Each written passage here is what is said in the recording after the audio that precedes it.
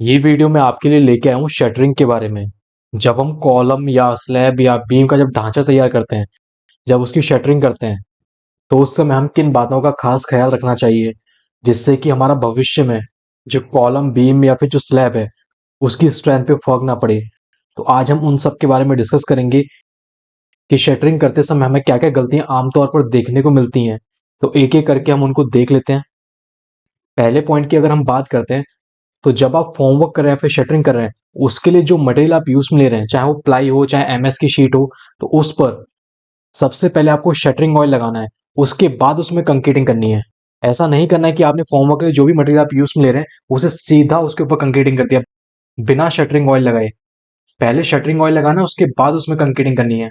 और अगर आप ऐसा नहीं करेंगे, बिना शटरिंग ऑयल लगाए कंक्रीटिंग कर देंगे, तो उस केस में क्या होता है, जब आप उस शटरिंग को रिमूव करेंगे तो कुछ केसेस में देखा गया है कि कंक्रीट का जो कुछ पोर्शन होता है वो शटरिंग के साथ ही बाहर निकल के आ जाता है। उसके अलावा आपकी जो कंक्रीट की सरफेस है उसमें भी स्मूथ फिनिशिंग नहीं आ पाती है। और उसके अलावा इसमें हनीकॉम्ब की भी प्रॉब्लम हमें देखने को मिलती है फिर आगे फ्यूचर में। इसके बाद हम दूसरी गलती की बात करते हैं।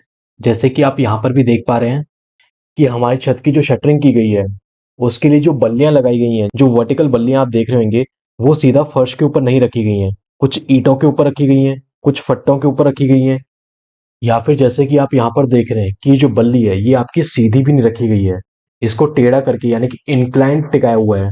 तो ऐसा आपने बिल्कुल नहीं करना है। जो आपकी बल्लियां होती हैं वो आपकी एक तो सीधी आनी चाहिए और फर्श पे टिकी होनी चाहिए। ये बहुत बड़ी मिस्टेक है जो हमें आमतौर पर कंस्ट्रक्शन में देखने को मिलती है। अब यहाँ पर अगर मैं बात करूँ कि इसे मैं मिस्टेक क्यों कह रहा हूँ, क्योंकि देखिए आमतौर पर हमें ऐसा देखने को तो नहीं मिलता है कि हमने बल्ली जो है वो टेढ़ी लगा दी और छत गिर गई हो।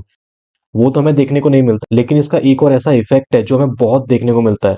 जब आप स्लैब की कास्टिंग करते हैं और अगर आपकी जो बल्ली है वो टेढ़ी रखी हुई है या फिर ईंटों पे रखी हुई है, तो उस केस में होता क्या है, जब आप छत के अंदर कंक्रीट की कास्टिंग करेंगे तो उस समय जब लोड आएगा उसकी वजह से क्या होगा, कि जो बल्लियां होती हैं थोड़ी नीचे बैठ जाती हैं, यानी कि 3 mm 5 mm।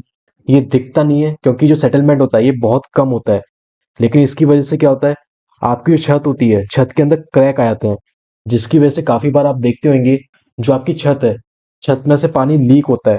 तो वो इस कारणवश ही होता है क्योंकि आपकी जो छत है उसमें क्या क्रैक्स आ गए।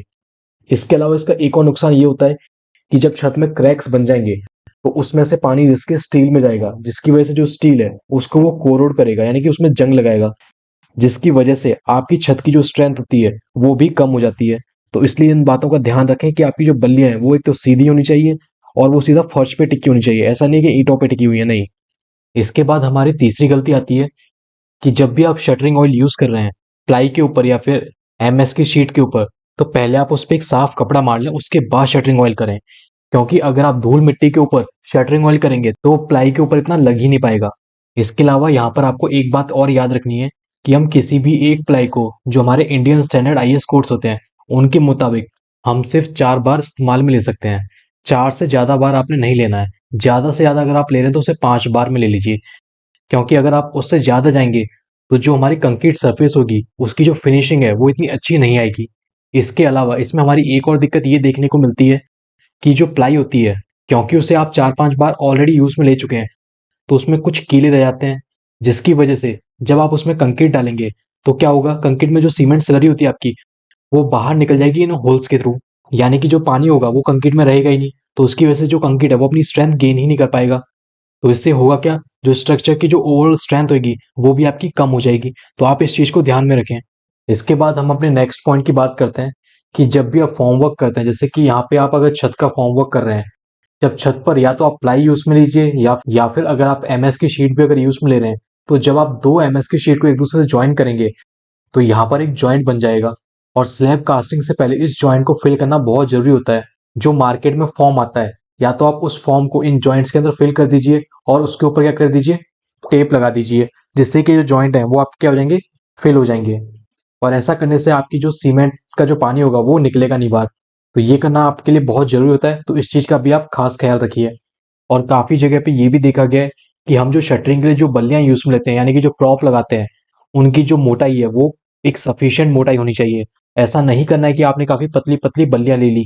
नहीं, इससे क्या होगा, अगर जो हमारा डेड लोड आएगा छत का, उसकी वजह से बल्लियां टूट सकती हैं, जिसकी वजह से आपकी जो छत है वो फेल हो सकती है। तो ये कुछ चीजें थी जो आपको फॉर्म वर्क करते हुए ध्यान में रखनी है। जिससे कि आपका जो स्ट्रक्चर है वो मजबूत बन सके और लंबे समय तक टिक सके। मैं उम्मीद करता हूँ आपको ये वीडियो पसंद आएगा और ऐसी ही प्रैक्टिकल वीडियो देखने के लिए आप इन्फ्रा स्किल हब देखते रहिए और बने रहिए हमारे साथ। तो मिलते हैं हम अपनी नेक्स्ट वीडियो में। तब तक के लिए इस वीडियो को आप शेयर कीजिए जिससे कि सब तक की जानकारी पहुँच सके।